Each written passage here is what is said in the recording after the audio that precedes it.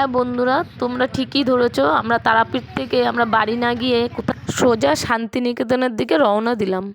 তোমরা দেখতে থাকো।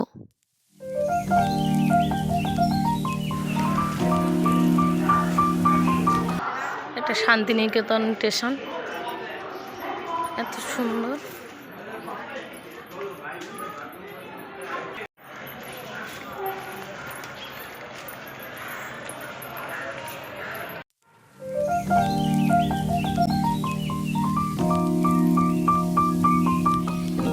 রবীন্দ্রনাথের আসবাবপত্র, চেয়ার টেবিল, রাশিয়ান কাপ, তারপরে আপনার ওই যে গাড়িটা ব্যবহার করতেন উনি, সেইগুলো 2004 সালে যে নোবেলটা কি এখান থেকে চলে গিয়েছিল না মাঝে একটা ছাতিম গাছের তলায় মনীষী দেবেন্দ্রনাথ বসেছিল।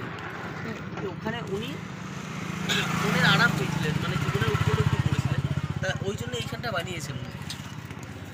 এই জায়গা তো জানোই, আমরা মঙ্গলবার দিন পুজো দিতে গেছি। তা মঙ্গলবার দিন পুজো দিতে গিয়ে ফেরাবার পথে বুধবার দিনকে আমরা শান্তিনিকেতনে ঢুকেছি।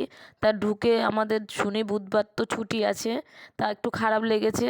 লাগার পরে কিন্তু আমাদের খুবই ভালো লেগেছে যখন হাটটায় ঘুরেছি আর ভেতরটায় প্রোগ্রামে। কিন্তু এখানে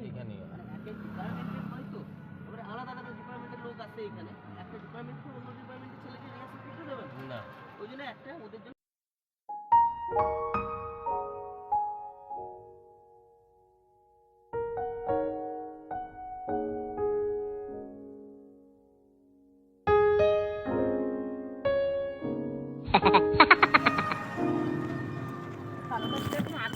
হ্যাঁ এই তো